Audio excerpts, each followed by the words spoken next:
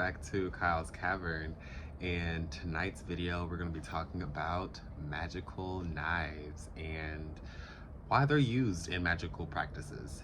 And happy Lupercalia. Of course, I'm going to say hello to new subscribers. Hello, hello, hello. I'm Kyle and welcome to Kyle's Cavern. Happy Valentine's Day to everyone. On this Valentine's Day, the moon is in first quarter and it's in Sagittarius. So I hope you guys are being energetic. I hope you guys are being compassionate. I hope you guys are being open-hearted, because those are just traits that match with Sagittarius, and that just is perfect for Valentine's Day, for that moon to fall on today.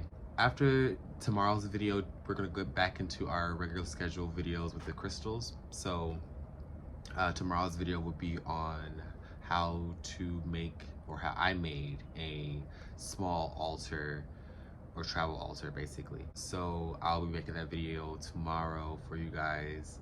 And yeah, so in tonight's video we're going to be talking about, if you guys read the title and saw the thumbnail, we're going to be talking about magical knives.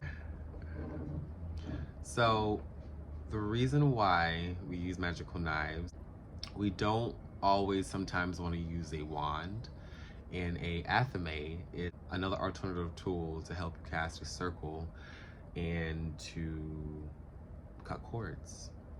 So the Athame, I don't personally have one. That is traditionally the black handled knife. Is double-edged and it's always dull. So the Athame should never be used to be cut physically with, because that's what we have the other knives in this video for. But the Athame is basically for, honestly, to be used, could be used as a wand as well, because it symbolizes fire, and if you connect with the fire element as well, because of the steel, the iron that it's made out of, it connects very much so with the fire element. So if you find yourself being called to connect with the fire element, then an Athame will be a perfect wand slash tool for you to use, or Athame for you to use. It's always going to be double-edged. You never cut anything with it. It is for casting a circle, opening a circle, and closing a circle. You can use it to cut through energetic doors. So if you yourself are trying to cut cords, which cutting cords is it could be dangerous, so you need to be mindful of what cords you are cutting. And I would say, if you don't know what you're doing, seek a professional, of someone who is specialized in cutting cords, and just so that you can feel safe and so that nothing bad happens to you, because it's just an accident that may have happened. Athame, and that's traditionally what you would see on an altar.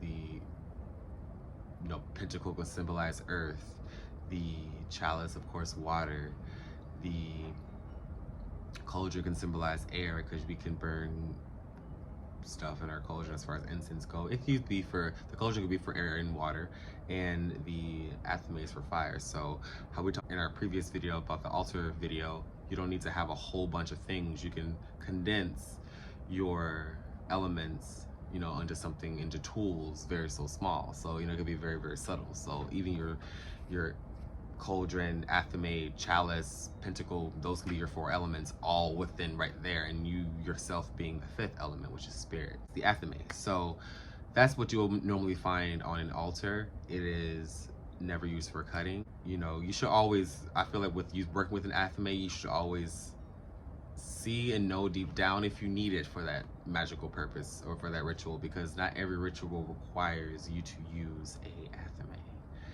And you may want to use your wand. You may have to use your wand, because not every time you're using an Athame going to be practical neither.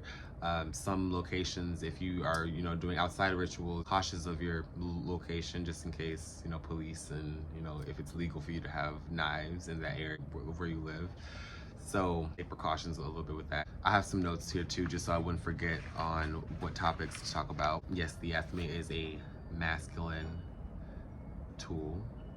Yes, that's just a little something quick with the Athame. So we're gonna go down the list really fast, because I don't want this video to be too long for you guys. The next knife is going to be the curfain. Now, I do have a curfain. The curfain is more practical. I would definitely say out of the all the knives, the curfain is usually a single-edged knife, and it could be made out of any other material, but mine is made out of wood. But the curfain is used for carving and is used for, you know, actually physically cutting. So this is your tool, your magical tool for cutting. And you will also have a boline too. I just showed you my boline because I use my boline as an Athame too.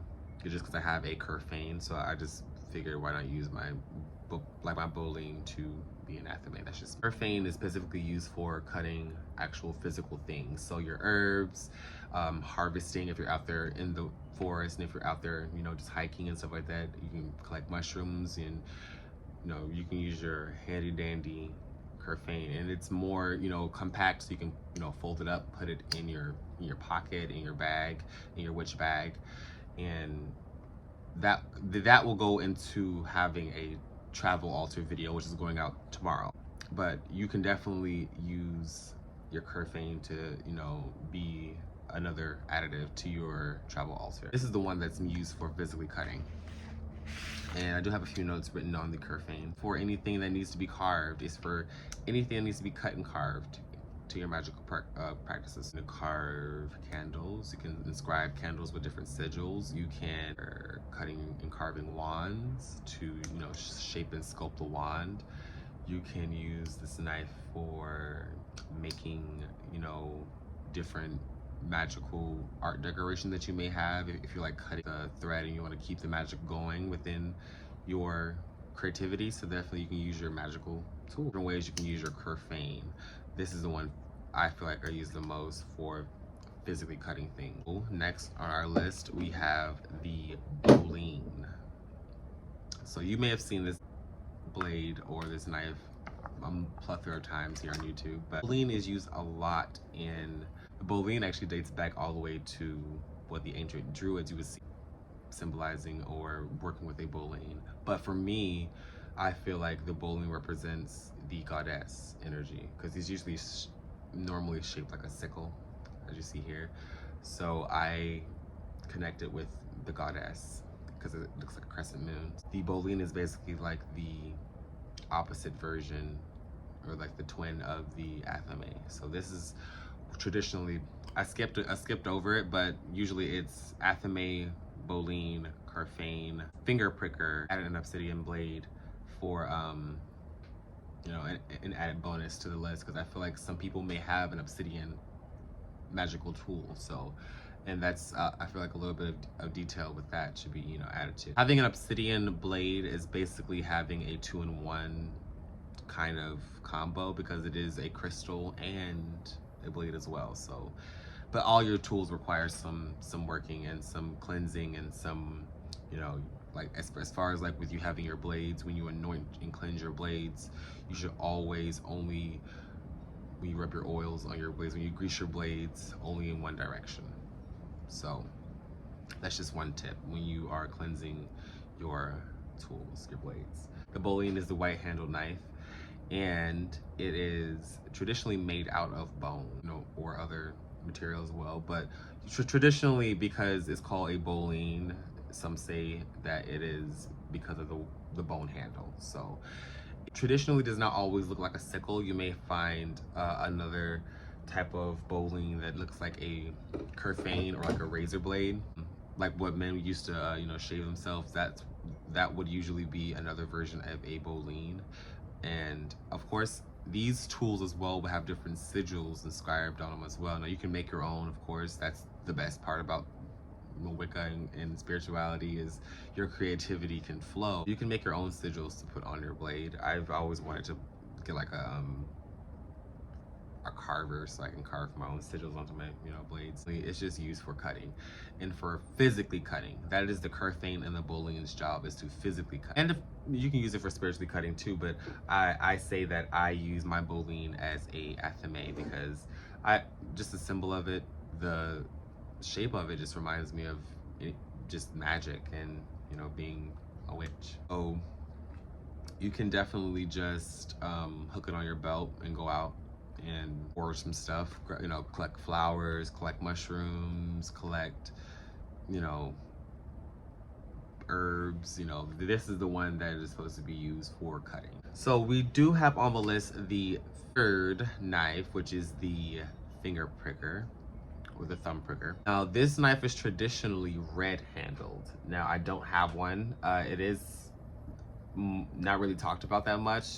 You don't really see it that often too, but the red handle knife is used for bloodletting. So that is when you are taking blood from yourself and you are giving it as an offering to your spirits or to whoever you're working with. That is the use of the red handle knife, the finger pricker. And if you ever cut yourself with your Athame, and this is just going back to the Athame. So if you cut yourself with your Athame, it is best to not use it, because no Athame is used to draw blood. That is not the use of an Athame. Say you should definitely get rid of your Athame if it has been tainted by blood, because that's not what they're used for. They're not used for physically cutting, and that's just bad juju and bad energy literally on the knife. So get rid of it and just start and work on getting a new one. Red handle knife should be talked about if you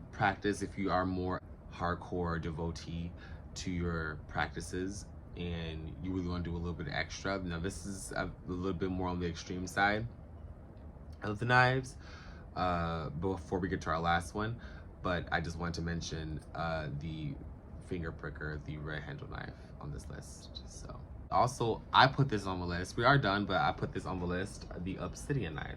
Some knives made out of, I have a little piece of black obsidian here, out of volcanic glass. It's very sharp. I've actually cut myself on obsidian myself, so it is very sharp if you want to get it, you know, filed down to a great, you know, point.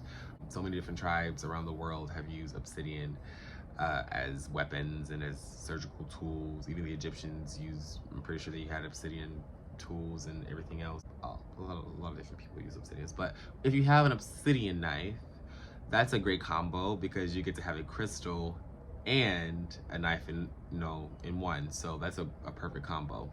But I will say, because it is made out of obsidian, you will have to clean that knife often, just because it is absorbing energies.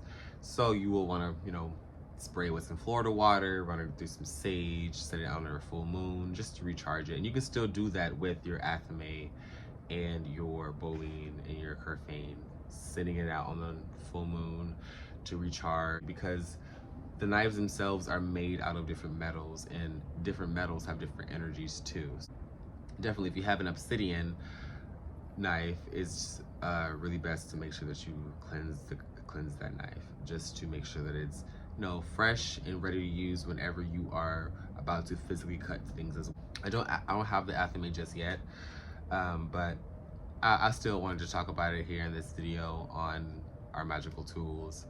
So there will be another video tomorrow, guys, so please stay tuned for that. That video is going to be on travel altars and how to carry your stuff and condense it, because I've moved so much over the course of my life that I love to condense things to make it travel size, so you can, you know, make sure that you are never without. You can definitely stay tuned for that video tomorrow, and we'll be regular scheduled programming for talking about crystals, because I know you guys are missing the crystal videos. I hope you guys enjoyed tonight's video. Give this video a thumbs up if you liked it. Give it a share, share it to people who are, interested in spirituality. We would love to have more people join our community, because it's growing, and I really do appreciate everyone who are tuning in and who are, interested in learning more about the esoteric and the spiritual world, because it is very much so. It's overwhelming, I guess, if you don't have anyone to walk you through it, but it is definitely not harsh. It's not, it's not unfun. You can make your practice fun. It is fun. It's specifically for you, for your meditation. Make sure you guys comment, like, and subscribe. Comment down below for any video ideas and any video suggestions. I would love to see them and love to do them, and I think people will love to see them too. So have a good one, guys, and stay safe and be happy. Bye-bye.